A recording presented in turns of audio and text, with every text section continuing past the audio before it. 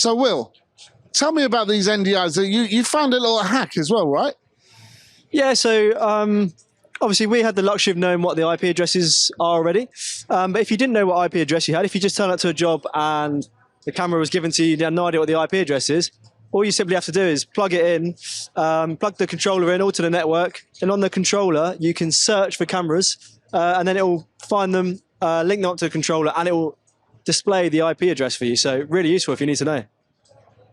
Well, you can't get much simpler than that. That was really good. And the other thing I found was that the play seemed to me really makes things so much easier. You're just plugging straight from the, so it's like decoding from the Netgear switch straight into the NEC Sharp displays or Sharp NEC displays.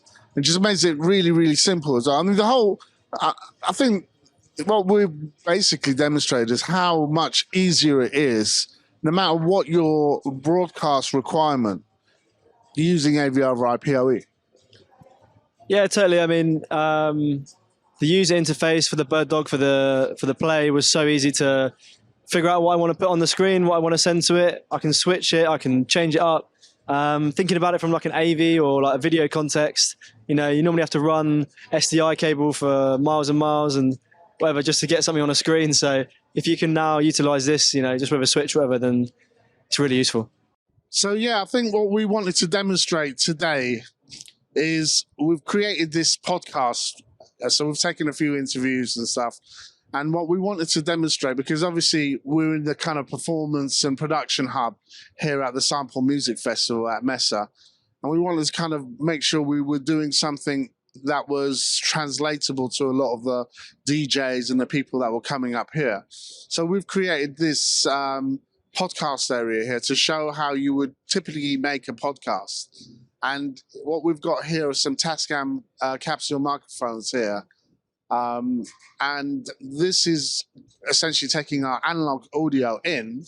And if we take a little walk around, I wanted to go through with you what setup we've got. So you take years to go and check this out. So that analog mic is going through into this TASCAM MM2D so that it goes into Dante. Is that right? So I believe the actual setup, yeah, it's pretty much that. First of all, they come into our TASCAM MixCast, and then, as you say, onwards. So what's really nice with this MixCast is we've got our two channels coming in here. We've got the producer mic just here, and those are all feeding in into OBS, which we've got set up on the laptop.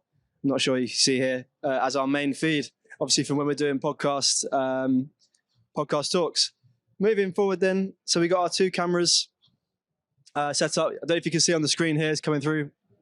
I'm not sure if, give it a wave. There we are. So here we got two BirdDog cameras, both PoE, both super easy to set up. I managed to set them up, which is saying something.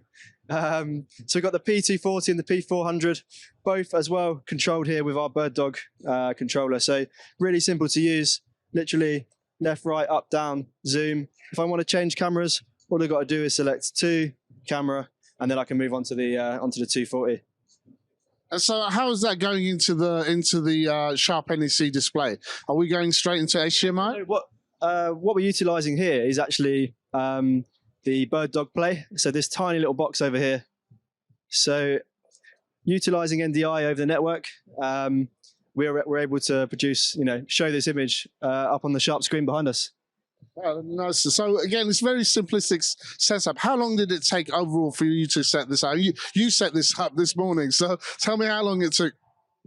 So from start to finish, literally from unpacking the box to it all being working, I'd say was about 35 minutes, which isn't long at all. So yeah, obviously the BirdDogs are all running on PoE, taking the feed, all coming off of that, and then yeah, I think that's pretty much it, isn't it? It's and you're using this Streamdeck, but you're using that in a production way, right?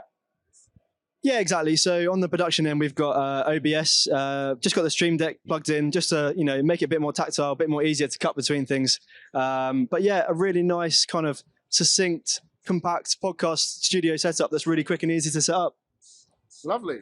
So just shows really, in terms of AVoverIPoE, the design thinking and how easy you could kind of set up a solution like this.